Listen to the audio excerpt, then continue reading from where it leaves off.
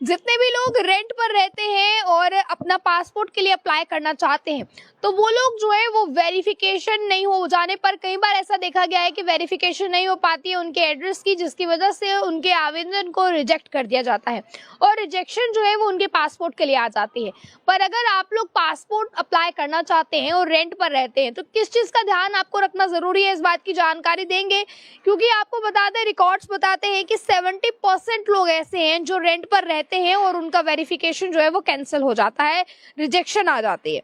तो सबसे पहले तो आप लोगों को ये जानना ज़रूरी है कि पासपोर्ट जो अगर आप अप्लाई करना चाहते हैं फॉरेन जाने के लिए या ज़रूरी डॉक्यूमेंट के लिए आप पासपोर्ट अप्लाई करना चाहते हैं, तो आपको बता दें आपको इन चीज़ों का ध्यान रखना होगा। सबसे पहले जब आप पासपोर्ट अप्लाई करते हैं तो वहाँ पर एड्रेस की जगह जो है वो दो चीज़ें पूछी जाती है, आपका परमानेंट एड्रेस और आपका प्रेजेंट एड्रेस। आप कई बार लोग ये गलती करते हैं कि लोग किराए पर रहते हैं और परमानेंट एड्रेस में भी वो प्रेजेंट एड्रेस ही डाल देते हैं, जिस वजह से आगे चलकर उन्हें मुश्किल का सामना करना पड़ता है, वेरिफिकेशन के दौरान रिजेक्शन आ जाती है।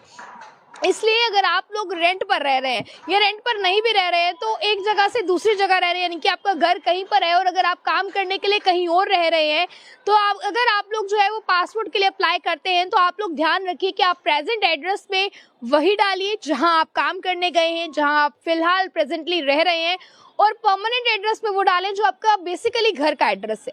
तो इससे क्या होगा कि जो आपकी वेरिफिकेशन है वो आपकी जो परमानेंट एड्रेस पर जब होगी तो जो है आपको जो है वो कॉल कर लिया जाएगा। जब पुलिस वेरिफिकेशन होगी तो पुलिस की तरफ से कॉल कर लिया जाएगा। आप जिस भी समय घर होंगे, जो भी आप अवेलेबल जब होंगे, वहीं पर जो है वो पुलिस आकर वेरिफिकेशन कर जाएगी उसी समय पर। तो इसीलिए लोग ये गलती करते हैं, जिस वजह से जो है जब पुराने रिकॉर्ड्स देखे जाते हैं तो ये देखा जाता है कि आपका परमानेंट एड्रेस कुछ और है।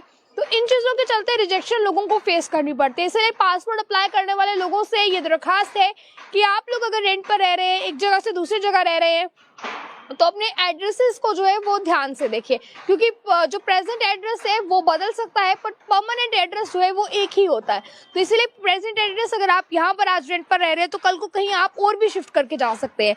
तो इसीलिए प्रेजेंट एड्रेस को परमानेंट एड्रेस मत बनवाइए, वरना आगे चलकर और भी प्रॉब्लम्स आपको फेस करनी पड़ सकती हैं। बन रहे हैं आप आगे के अपडेट्स टाइम्स के साथ। जय हिंद।